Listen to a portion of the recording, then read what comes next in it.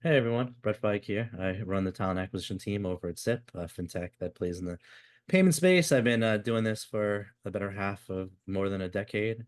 Reached a point we don't even want to calculate the years anymore. Um, and hi, thank you everyone for coming by. Looking forward to having the conversation. All right, I'll go ahead. So my name's Rotimi. I've spent the past 2 years working in talent acquisition at IBM, so managing the full cycle recruitment process for roles of varying seniority, and through that, also coaching some recruiters on the team on best practices related to effectively working with hiring managers, having conversations with candidates. So I'm really excited to be here as well. I'm Dan Harton. I've been in talent acquisition for about a decade plus. I transitioned over to Hire Easy last couple weeks. Before that, I built teams over at AWS and Amazon, as well as was on the executive search side at Meta and Facebook the last couple years. But I'm super excited to join the marketing team over at Hire Easy because the one thing that differentiates us. It's built for sourcers and recruiters by recruiters. So love to give back, give you guys insights and what you really want in a platform, and love just good conversation around what's going on in the world. Absolutely. And thank you everyone again for joining. I wanted to start with there's a lot that can be talked about with engagement technology, but sometimes we forget to talk about what exactly engagement technology is. So I'd love to just set up context for our audience. So Bret, I'll start with you. What does engagement technology mean? There's AI, there's a lot of headlines talk about what the capabilities are. Can we just give like a broad-based understanding of Yeah, let me see if possibility? I could package everything together.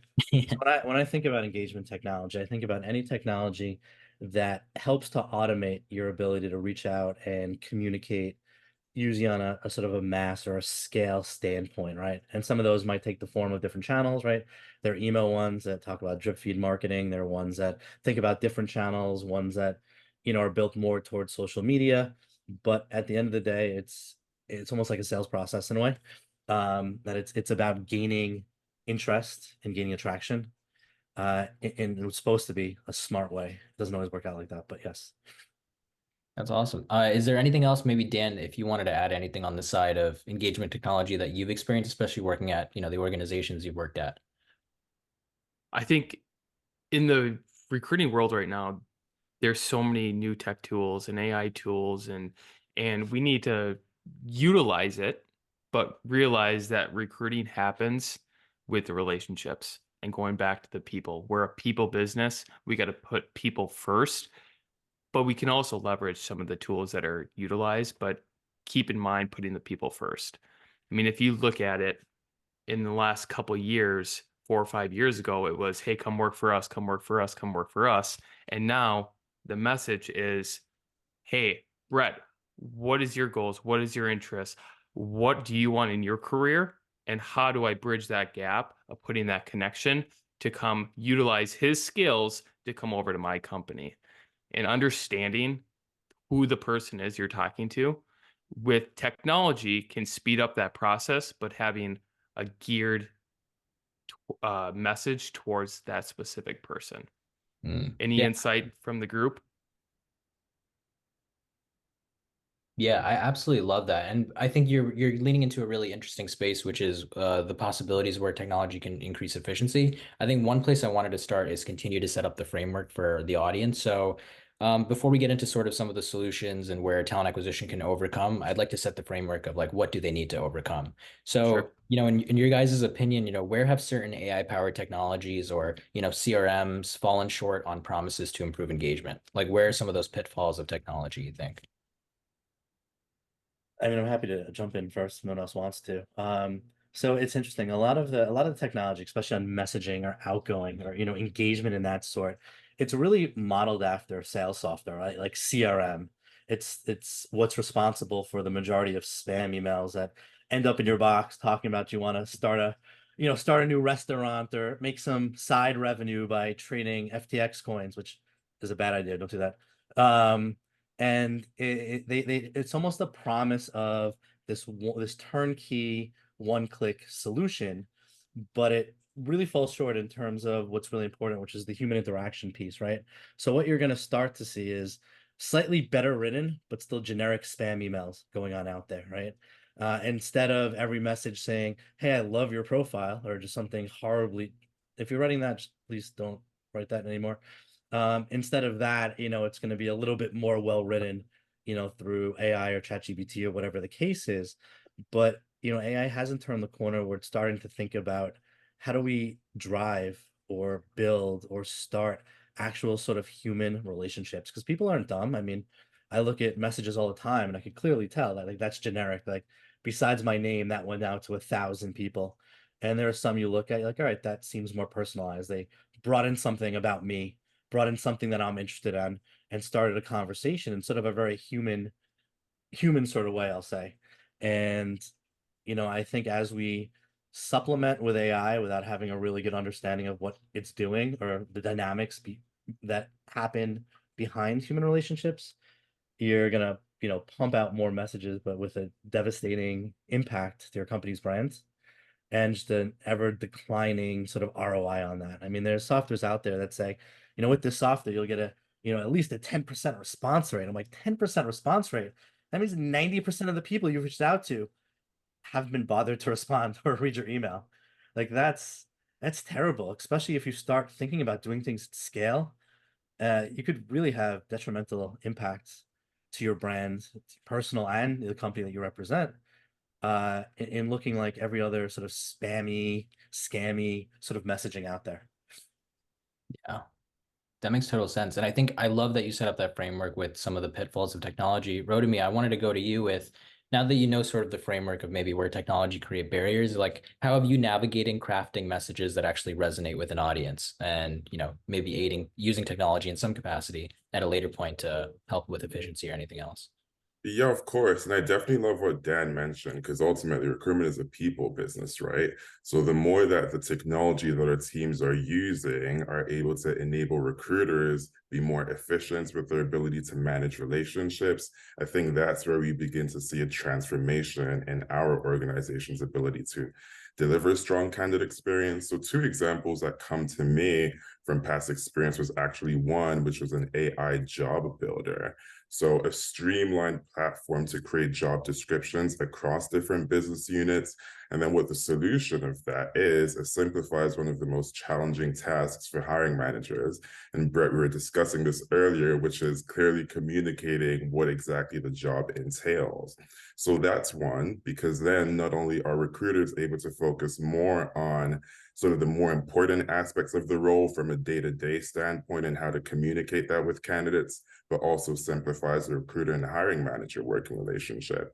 And another one that's worked really well, just in terms of insight for folks involved in the interview process, is an interview scheduling platform together with Kanban and agile processes, which allows folks that are involved in the interview process have insight into where each candidate is at different stages of the process. So ultimately, I think the most effective technology has been the one which simplifies some of the back end recruitment processes so that recruiters are able to be more creative in nurturing relationships and building systems to attract top candidates versus not. Yeah, I love that. If you don't mind me jumping in, I think one of the greatest kind of initial benefits that I think a lot of people could sort of harness from some of the bards or chat GBTs really is around sort of the research and information gathering piece. For a moment, let's assume that you've kind of overcome the gap of having a good understanding and parity with your hiring manager and what the role actually is and why someone would want it. You could really cut some corners in terms of getting the information on who are the people you need to be reaching out to. What are, where are they? Who are they? What are they talking about? What channels or maybe social media platforms are they on? What are the topics that they like? All these things that you could achieve, with a couple Boolean searches, but it's a little bit more laborious if you're doing it sort of at scale. And this could sort of allow you to gain a lot more of that information. Similar like if you were interviewing for a job, right? Say you were interviewing for a job and you want to do some research on the company. Now you could check out their social media platforms. You could go to their web page. You could do some Google News search, but you could also jump in AI and say, "Hey, tell me all about this company. What have they done in the last? What news articles can you find on them, or what are some things that separate them from their competitors?" and you could really gain a solid understanding that allows you to spend more of your time building relationships and allow your conversations to be just that much more potent or that much more humanistic in the approach. And I think that's where you get to that initial lift before you start jumping into sort of the techie automation piece, which don't get me wrong, I love that piece. I get lost all day and never come back. But I think that's really easy for a lot of people to sort of jump into some of the research piece as a way to recover some of that time. Also, I think to go off of that is take it one step further. You have all that information, and then sometimes recruiting and sourcing is all about timing. So even putting in the chat of, hey, I'm reaching out to a software engineer or a software development manager. What are the best times to reach these individuals? And what is the best ways to contact more engineers? Are they more texting folks? Are they emails? Do they prefer calls? And it can gauge some timing to get the best response rate.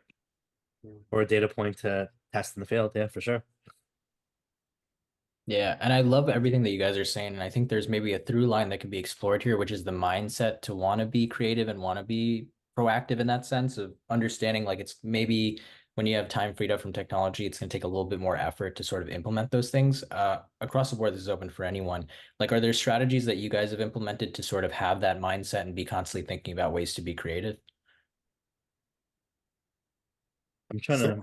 Go ahead. I've seen work in the past as just team enablement sessions. So while working at IBM, we'd have enablement led by our talent marketing teams, and we'd go through creative ways to reach out to candidates.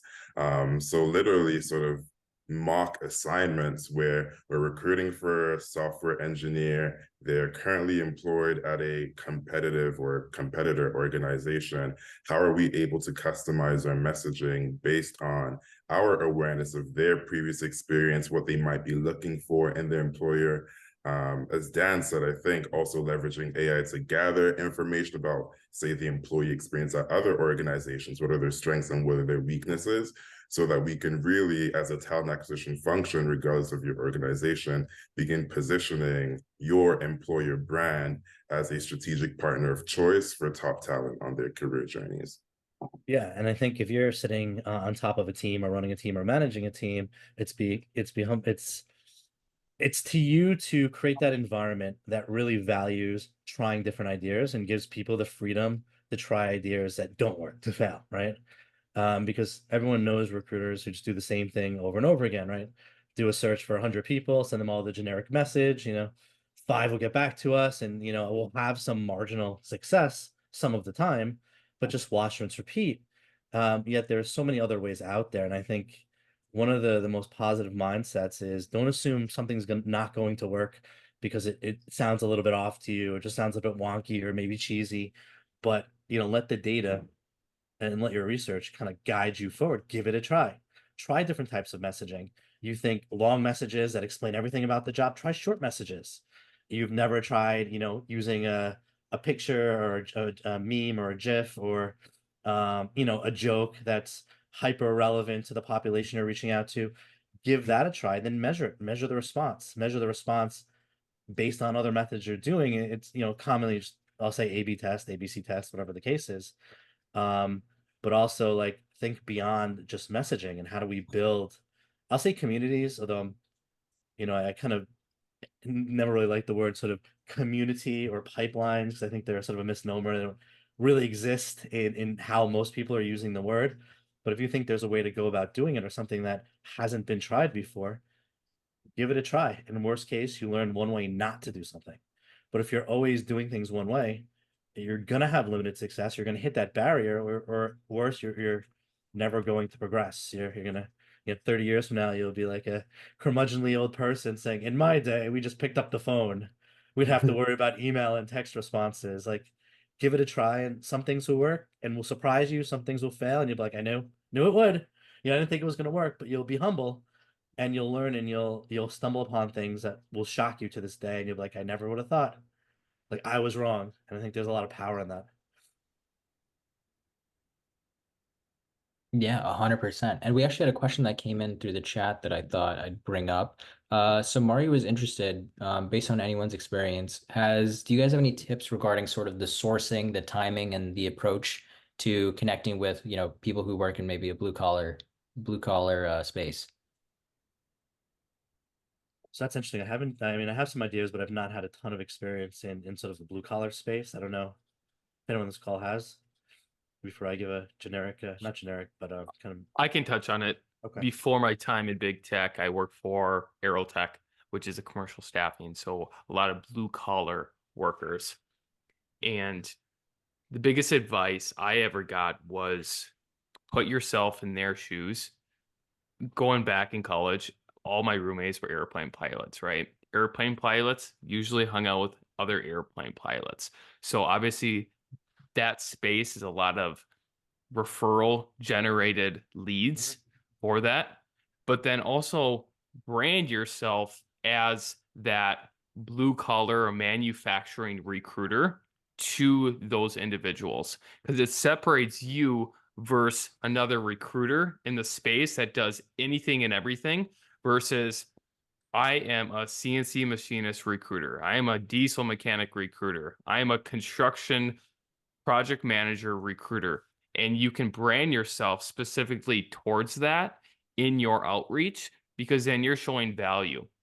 That's one. And then in order to brand yourself, you need to do all that research on the front end of figuring out where these people are Yep. going out to eat, where are they, what conferences are they doing, and really dive in deep into the industry and go all in. I think the good to great recruiters in any specific industry really dives in to the customer themselves and where they're developing themselves, like what conferences, like really go and embrace yourself. A lot of too is going to different local chapters on career fairs or wherever it may be, and really embrace yourself of being, hey, I'm with you, I'm in the community, and networking is a big thing. From a timing and approach standpoint, think about when you are looking at your phone.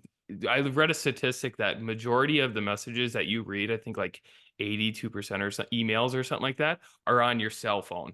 And when do you look at your email? It's typically when you wake up, first thing that you do, you grab your phone. All right. So you need to create messages from a timing standpoint. So it's really early in the morning, maybe in the drive, maybe at lunchtime, maybe at 4 or 5 o'clock when they get off, or maybe it's 8 o'clock, 9 o'clock when someone's after they put their kids to bed. So put yourself in the framework of the end user. Do you guys have anything to highlight? Yeah, I'll give some just don't be afraid to go old school too, right? So if you're looking for truck drivers, figure out like where the truck stops that they go, where do they eat, and put up tear sheets, right? Something along those lines. And that's a little bit different. You're probably the only person to do that. Now, will that work? I don't know, but if you're banging your head against the wall, trying to ring phones and send emails and not responding back to it, and think what might work. Can I get their address and send a postcard or something along those lines, something that might get their attention? Are there companies that truck drivers use that I could develop a third party sort of relationship with that could help me bridge the gap because there's some mutualistic or symbiotic relationship I could have with them, right?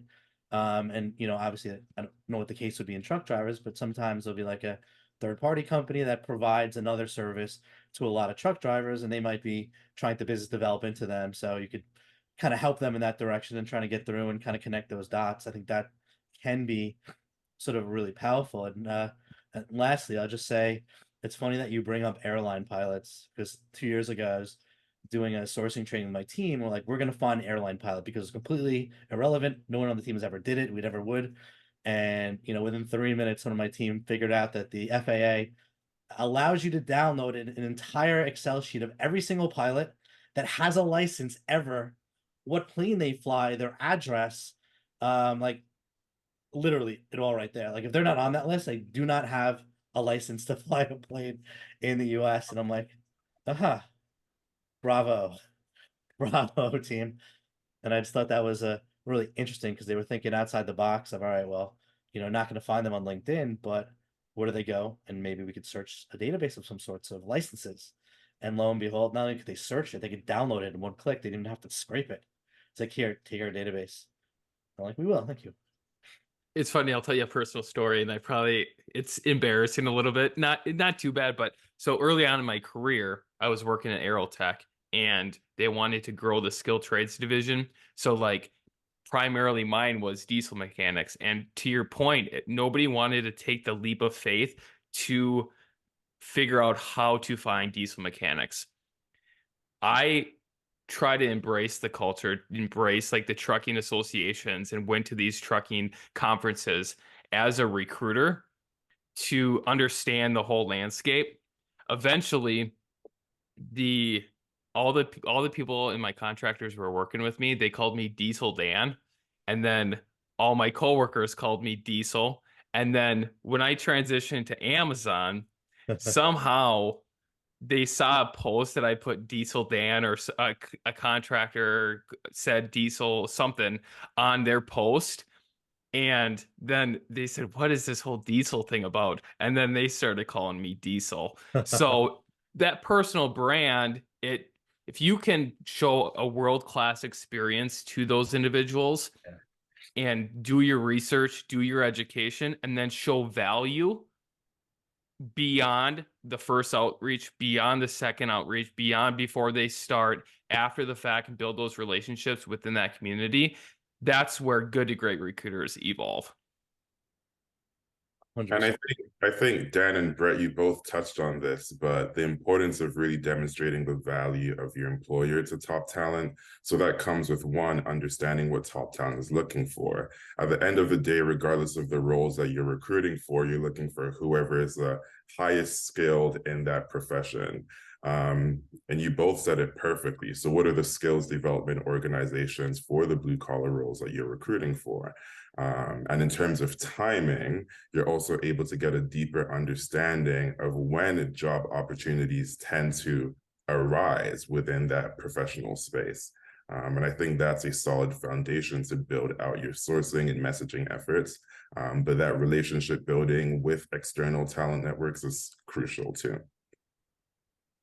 I agree. Your reputation is everything, especially if you work in an industry that might be offline or where networking is going to be a big part of it. And Yeah. I say this till I'm blue in the face every time, but I think the industry as a whole needs to stop labeling people as candidates or um, prospects or applicants because it has a dehumanizing effect where it's like, hey, I don't have to get back to them. There's a candidate, we have 600 of them applied.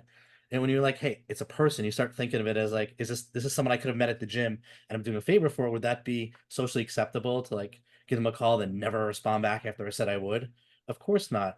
But that's what's happening more times than none out there. So you really, and it's so simple, like by being a stand-up person, right? You could really differentiate yourself by getting back to people when you say you will. And it doesn't always have to be, I'm gonna get back to you tomorrow. It could be like, listen, this is gonna go on. I'll let you know when the status changes. Feel free to follow up. And then, making it a point to reject people over the phone, not by email, but sending a personalized message only to them, to leave them in sort of a better place than they arrived. And I think people appreciate that, especially if someone's looking for a job. Let's say not everyone is a passive candidate. Some people are in a bad situation, right? They don't have a job, they don't like their job, they're unstable or unstable where they are.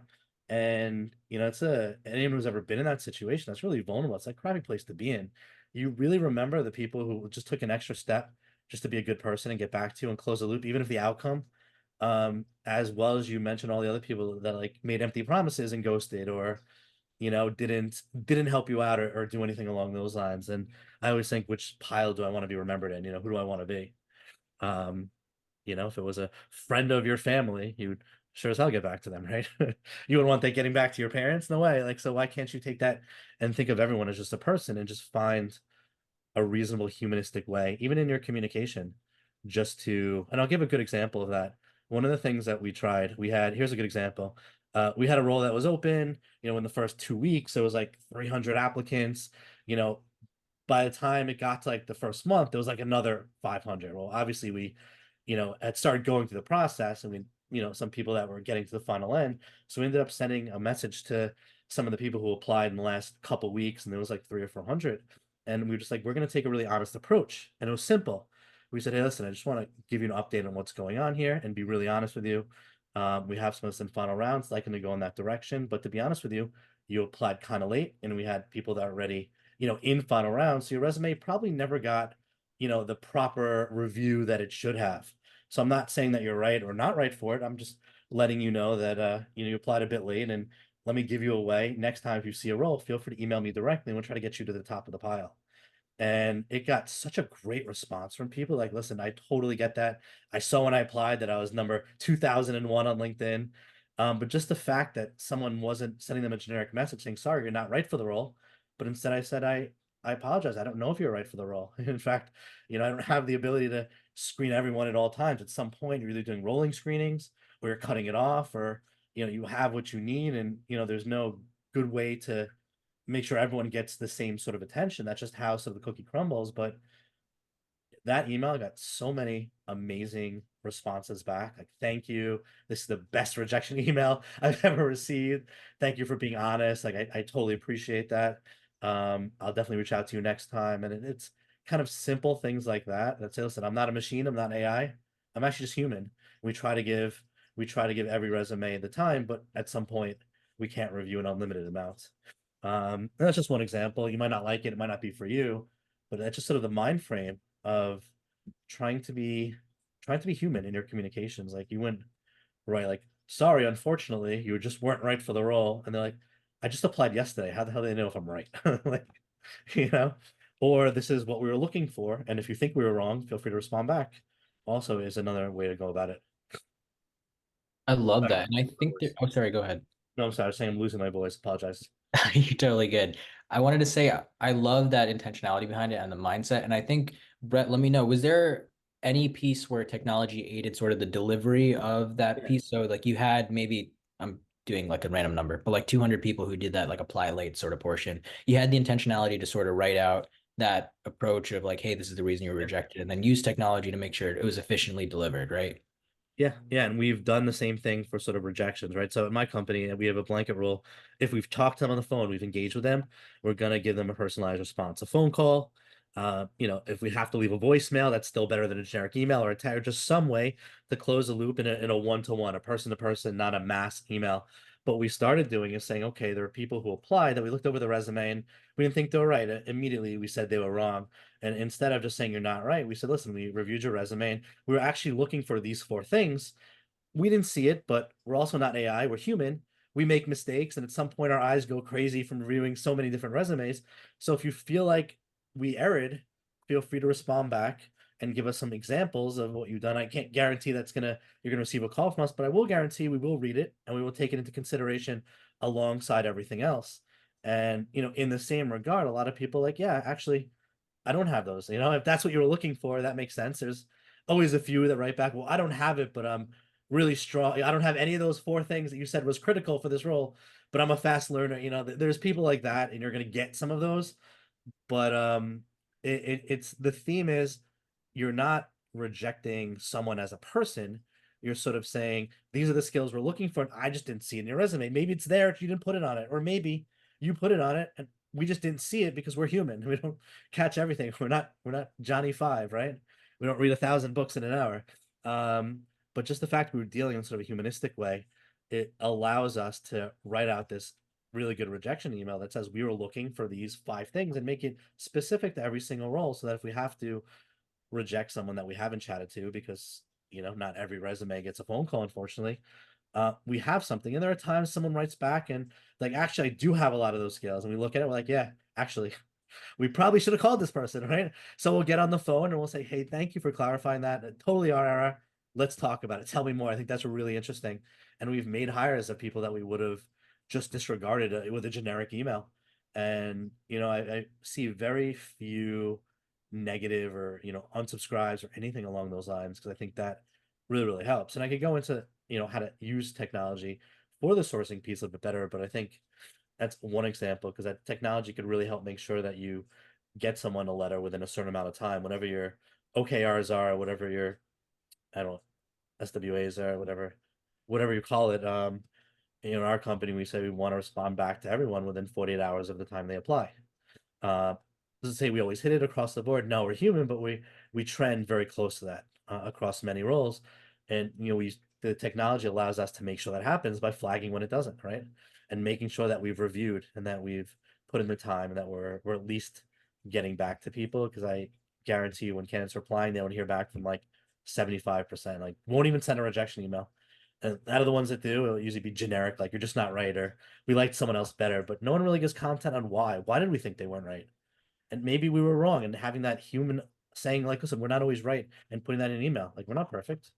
Miss things all the time. Like, you ever tried to review 700 resumes in a night and then see your eyes go all sideways and blurry, and you're like, oh, this is definitely not good for my long-term health. Yeah. And I think people understand that because no matter what field they're in, they've done something similar. Maybe it's not a resume, maybe it's a staring at a spreadsheet for 9 hours at a time. But humans understand there's so many human interaction like that resonates. Like, okay, I get it. Like that makes sense to me. I don't know how anyone would get through it. I'm glad at least you're telling me that a person looked it over, not a machine. I always put like, sorry, I'm not AI, and that gets a lot of positive like chuckles back. Because people always assume that some bot is rejecting them. Like, no, I'm a person. And more importantly, and I forgot to emphasize this, I send it from my email. I don't send it from a do not reply at Greenhouse or do not reply at, I don't know, whatever your ATS is. I send it from my email even when it's done at scale, because I want them to remember that. I want them to always have my email, and I want them to hopefully leave them in a place where they're thinking better or the same about our brands. Yeah. And Go I, ahead. I could add just a little bit to that, but I think what Brett's really getting at too is the importance of talent development, which underscores the recruitment practice. So as a recruiter, my frame of mind is regardless of whether candidates are moving forward in the interview process for this role, are they going to leave their interview experience with a better understanding of what skills are required to succeed in a software engineering role in technology? Are they going to be aware of the gaps within their present experience and opportunities to work on those? So to Brett's point, really transitioning from generic responses and rejections, but even redirections. So Yeah. for example, within our organization, we're looking for folks highly skilled in cloud. Here are a couple of certifications that are sort of renowned in the industry that I'd recommend. Because again, if organizations begin to understand what a sustainable pipeline of talent is, folks that are rejected today could be your hire in 2 years. I've personally experienced that within my journey to joining IBM. But many recruiters don't recognize that and are very focused on the immediate role that they're hiring for versus the importance of raising the awareness within the external talent market of what's required to succeed in your organization and offering a roadblock, some sort of roadmap for individuals.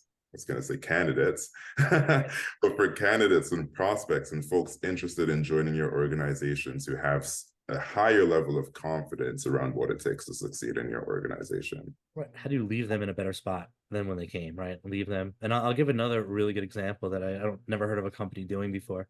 So we found this for hiring engineers, right? And we realized that we typically don't use sort of like engineer testing platforms where they take a test and it rates them. We do live in person, testing and stuff along those lines. But we realized that there was a lot of people who were applying that were just getting rejected because they didn't mention what any of the team was looking for. In fact, we looked at their resume, even the most skilled of engineer recruiters would be like, I don't really see anything that sort of makes sense.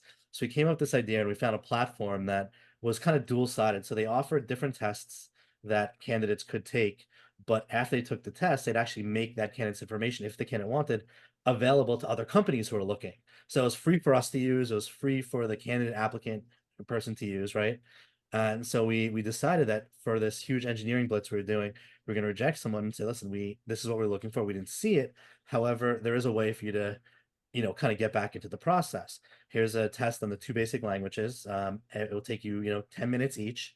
And if you score well, you absolutely will be invited back in. Sometimes we get it wrong, and we all know engineers aren't the best at writing resumes. We actually wrote some of that, and we explained how when they sign up for this platform, they'll actually open them up or visibility to other companies who are looking for those same skill sets. And it was great. Like, a couple hundred people took in. We actually made hires of people who their resume was terrible, still terrible, even after we saw how good they did on the test. But they gained their skills in another way. Maybe it wasn't through academia or through typical corporate work. They were just sort of a savant that did web pages on the side or something, and they just did really, really well, which got them back in and then got them into the same interview process as everyone else. And we actually made a couple of good hires that we would have never made. We called it a kind of recovery, right? Because these were all people that we were going to reject, like hands down, but we gave them an opportunity to say, we didn't see it, but here's a way to prove us wrong. It'll take you less than half an hour, and you don't have to tell us, just do it. We'll know. And that was an automated process from beginning to end, and was phenomenal. We recovered people who we would have lost and opened up others to get hired at other companies through what this company was doing, which I think they got purchased. I don't know if they're still around anymore, but it was a really kind of innovative, I think. I've never heard of any other company doing it. Little tidbit that really helped us. I think what I heard the last 10 minutes is surrounded by candidate experience. You took a no and turned it into a yes, utilizing technology. Candidate experience is a huge component to the life cycle of recruiting. And even if it's a no, that's still an answer. And having saying no to a candidate, at least they know and they can move on. What strategies that you've utilized from a technology standpoint to continue that partnership and relationship, to whether it's in your CRM or whatever it may be, the good, bad, or the ugly? How are you guys going back to those candidates that maybe already interviewed or applied and it wasn't the right time, whatever it may be? What is your guys' experience in that? So I have a quick just front end technology that I really, really like, that I recommend. It's not free. There's a company called Starred, right? It's kind of a candidate net promoter score. They integrate with Greenhouse, they integrate with like a lot of platforms. And what they essentially do is ping the candidate with simple surveys or simple like ratings that they want to give at different points during the process. And it compiles phenomenal analytics, but it allows you to detect if someone isn't happy or they haven't had the best candidate experience and sort of jumping on it. And it's not just putting your recruiting team under the microscope, because they're also commenting on the business. Was the business prepared? Were they interviewed properly? They feel like they got to put their best foot forward, so on and so forth. And it really breaks it down. Like, what about the recruiter prep? What about the recruiter debrief? What about the business? Were they on time? Were they engaged? And that's really, really helped us confirm that we are providing a good candidate experience and then we are kind of taking things in the right direction, but also identifying early on when we haven't. And the premise, which is held true, is that if we could find out someone is unhappy at an earlier stage, we can jump in and really kind of figure out what happened and correct it, as opposed to waiting until it turns into an anonymous Glassdoor rating. So I didn't want to go into the many things that we do, but I think that falls under the guise of, if you're not measuring it, then how do you know you're providing a great candidate experience? How do you know you're the people that you're interacting with? And especially if you're a company that sells products or services, like, you're an extension of your brand. There's definitely, I think everyone can think of a company they interviewed at, a horrible experience. They'll never use that company's product again. Like, but would rather not use that company's product. So you have to adopt and really own a mindset of like, there's no difference between customers and candidates, right? They're all potential customers, and their customers are kind of potential candidates, and so on and so forth. And like, go the extra degree of ensuring. And how do you know? Like, how do you know your recruiters are all doing the right thing? How do you know that what you're doing is working, right? When the data comes back, and you're able to see trends over time. You're able to see like what areas are weaker and what is not, and how it's impacting your brand in a real time, continuous sort of way. I'd say I've had a bit of a manual approach to tracking those candidates that do a great job and might be a fit for future opportunities. A specific example that comes to mind is when recruiting for strategy consultants within IBM. And we'd have headcount, which would obviously fluctuate depending on business need. But there are candidates that had gone through the interview process, were strong candidates for the role, but maybe there wasn't an open opportunity at the time. My take is simply staying in touch with them. So I let them know, again, similar to the timeline piece, this consulting practice is typically recruiting for roles in August. So we spend the summer organizing recruitment events and opportunities for external talent to get in touch with the hiring team. I'd recommend reconnecting in May, so I could let you know, you'd be one of the first to know about our upcoming recruitment events. And you can also begin, again, gaining a deeper awareness of what's required to succeed in the role. So I'd be curious about if there's technology that's able to advance that in terms of ongoing candidate engagement when they're not in the funnel for a specific role, because my approach has been more sort of just nurturing, like a note or an Excel where I'm sort of Yeah. tracking candidates in that way. I've not seen it. I've not. I mean, I think my experience in being in every other candidates, any other companies, um, not pipeline, but communities, whatever they're calling, is like emails about stuff that makes no sense. Like, hey, we detected that you really want this job. We're now hiring for an administrative assistant or janitor. And I'm like, I don't even remember whenever I said I wanted to click a box and be involved in this, but it's never really engaging for a while. And this falls under really content management and having a content managing strategy, which is a skill set above and beyond recruiting. I put in the same category as like brand or employer brand marketing, like a buzzword that people throw until you meet someone who actually does this and they're like, wow, my mind is blown, the depths that I never knew this went into. And I've not seen a technology that does it particularly well, but I had an idea. I've not executed, so I'm going to give it away for free. And I'm curious if anyone's tried it, if anyone's heard of anyone trying it. I had an idea, especially around engineers, that to create like a Slack community. A lot of companies use Slack, and you could actually open up a channel to people who don't work at that company. It kind of firewalls it off. And turning that into sort of a real community, a way to keep in touch with the people that you interviewed that you liked, but maybe they weren't quite right then, for whatever reason, or they weren't as skilled as you needed them, and really draw that into a community of help, whereas you're not just giving them update of what's going on, but also helping them in terms of, hey, you have a buddy that works in another company that's hiring, right? And you're throwing out things that don't help you but really add value, and kind of encouraging them to kind of do the same thing. And you're now, and if you could successfully do that, you now have the keys to an actual, a real community. And like a real community is like people are there to help each other, not necessarily just for your brand or your company, but as a way to bring people together. And it becomes almost like like a Reddit group of some sort, right? Mice shenanigans. And I've not heard of anyone doing it, and I don't know if it's possible to pull it off, but I have a dream of one day making that happen. And I There's a think couple of, go ahead. I think you had a great point just simply around employer brand marketing, because a recruiter's role is also establishing a strong personal brand that reflects the benefits of working at your employer. So, for example, simply connecting with them on LinkedIn, but more than that, releasing consistent content around the employee experience that makes you excited to work there.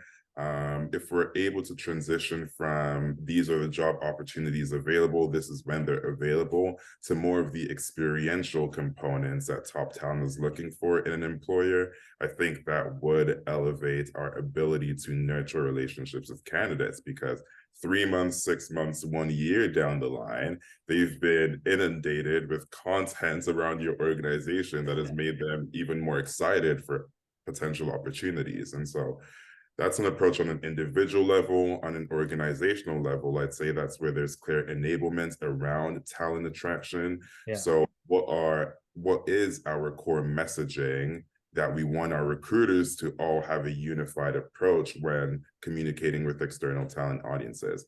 Because again, that eases the burden of recruiters creating this content. But no, there's a clear strategy around the pillars of our employee experience that we'd like to highlight. And here's how you're able to do that. Yeah, like I said, employee branding is such a world that I want to learn so much more about. But the more I learn, the more like it really is a marketing function, within a talent or within a people function. But I think When I was working at Facebook and the executive side, some of the approaches that I did was those start to finish hires teams seem to be longer, than, an engineer or an admin assistant.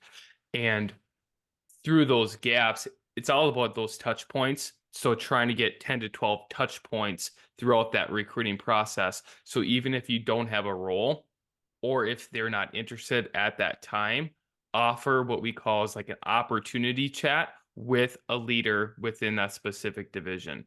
Leaders like to talk about different leaders about what's going on in the industry. And the more touch points and the more relationships they build within the organization that you're working for, increases the chances for them to come back and apply.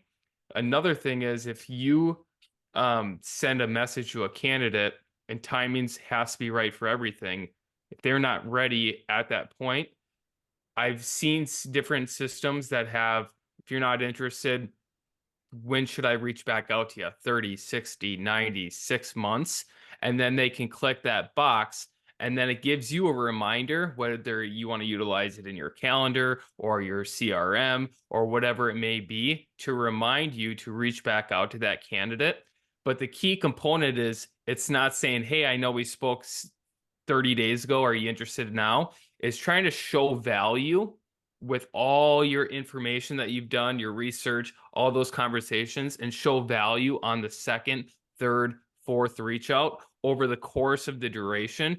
Maybe it's not now, but maybe in the future, you'll be coming to work for us and continue that partnership with that candidate And ask them. or person. Yeah, and ask them like, hey, now might not be the right time, but based on what we're talking about, is this the type of role? We're in the right ballpark, right? And if months from now, a similar role that hits some of those same points that we just mentioned, she might be sending you a quick text message. Normally, like, yeah, like who doesn't want that? Who doesn't want their finger on the pulse of potential future opportunities? And then you can note in whatever tracking mechanism you do, and you could create, KPIs around, candidate refreshings, right? Of messages. I've seen so many companies that all they do is send out like newsletters. Like I don't really care about half those things, It's like, great, you guys hired a new something or something and you're doing something. I'm like, I really don't care, but if you could zoom in on what they actually care about, or in your communication, you send them things that are industry relevant, and use that for fodder, but not necessarily company specific. I think there's a lot of value there. Early on in my career, when I was messaging candidates, it was like, hey, you're the best fit for this role, and just kind of promoting them. But I soon realized that I would get responses back of like, why do you think I'm the best fit? You don't even know what I like, what I want, what environment I like. And I literally switched my framework on the messaging of saying, let's talk about opportunities. This is some of the things that we're doing. Are you interested? And I want to hear a little more about you, of what your goals and vision are. And the response rate skyrocketed because it was about them and see how they fit in the organization versus putting them into one specific spot that I was recruiting for. Because then it was not about me filling the rec. It was about giving them the opportunity that they want. And it might not be on my team, but it's helping them. And the success that I got from that, I think, was based because it was about them and not me. And you're not coming off like a used car salesman that's like sell. Exactly. I'm going to tell you why you're perfect and assume these things. And people are like, you don't know me.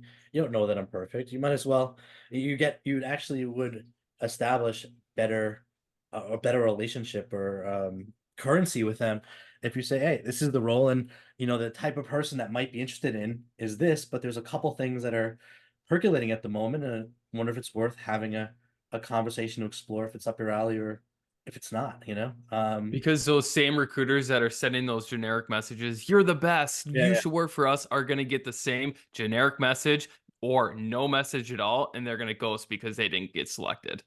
Yeah, and also, so talking about it, stop asking for referrals on like the first message. If you're not interested, maybe you know someone who is. It's sort of like, I know you won't date me, but do you have any friends? Like, that's so creepy in real life. People do it all the time in recruiting. You have to establish some sort of a value before anyone's going to want to do anything in return. And if it looks like you're just throwing darts at the dark, like, well, maybe you know someone, it's, people get 1,000 of those messages. They're just going to regard it, or especially if you write fake stuff, right?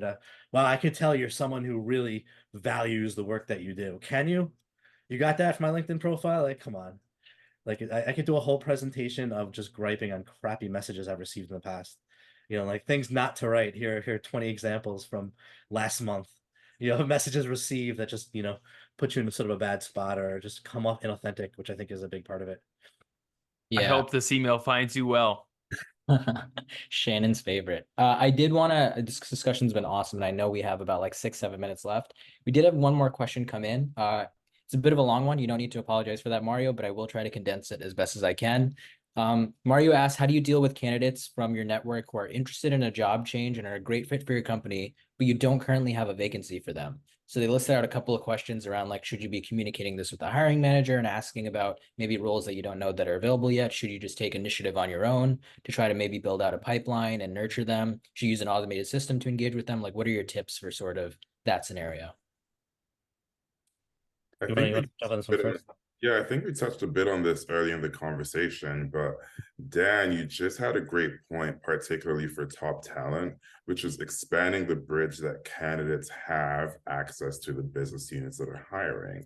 So from a recruiter standpoint, we're of course able to advise on our understanding of the role. But if you haven't been a software developer on X team, there's so much information that you can share that's pertinent to that candidate looking to join the team. And something that I've seen work is simply offering or identifying within the business units that you're hiring for folks that would be open to engaging with external talent, because again, that's definitely taking more of a long-term approach. I have also seen organizations implement hire ahead initiatives, meaning we don't have current openings now, but we are going to sort of post it on our job board and say we're hiring for roles potentially, say, March to August of 2024. And that's a way to just keep conversations going actively, also with transparency around the lack of job opportunities in the present moment, but the organization's commitment to continuing to have those conversations with folks that could be a fit for the role. And I believe that works pretty well as well. 100% agree. And I'll caveat just a tiny little point because you articulated that really well. Always lead with honesty. If you start with that, say, listen, and don't be afraid to say, the role we have, I don't think is right, and here's why. I think maybe you say it's something I think you can do, but I view you more as this is really what's going to get you excited, X, Y, and Z. And sometimes they'll say no, and you got it wrong, and now you know some more. Sometimes they'll let up, like that's exactly right. Like I could do that. I don't think I necessarily want to.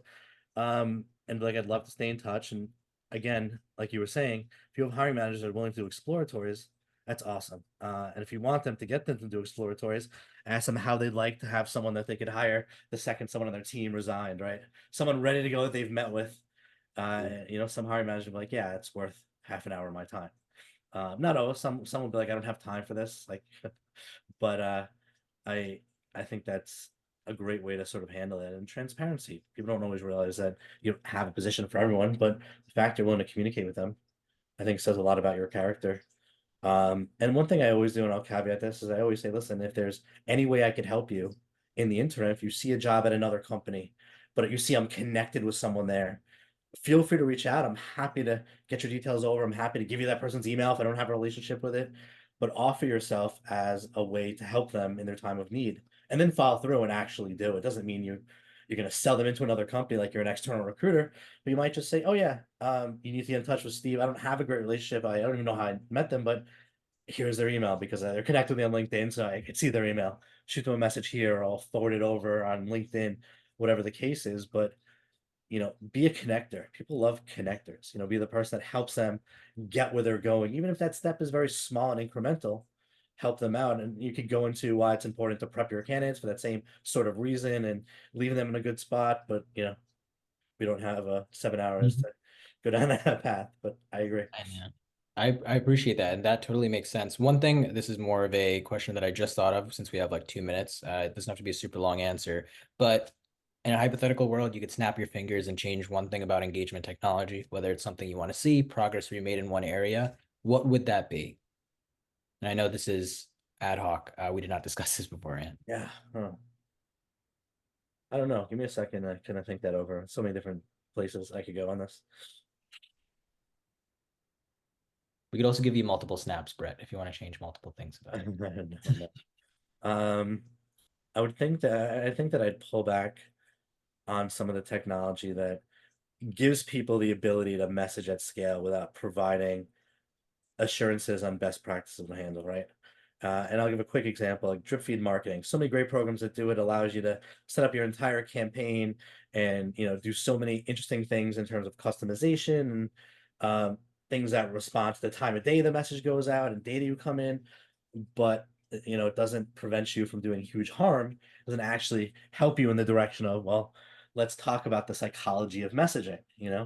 Let's talk about how you're A/B testing, or what the actual thought process is of why we're sending these messages, what messages at what times, and then what are we doing with the data to ensure that if something doesn't go well, we figured out why, and if it goes well, we're able to build and iterate upon that. And I'd make this industry a lot less spammy, I think, is what that boils down to. I love that. Rotimi, Dan, anything from you guys? I feel like taking a little bit more of a philosophical approach to this response, Sure.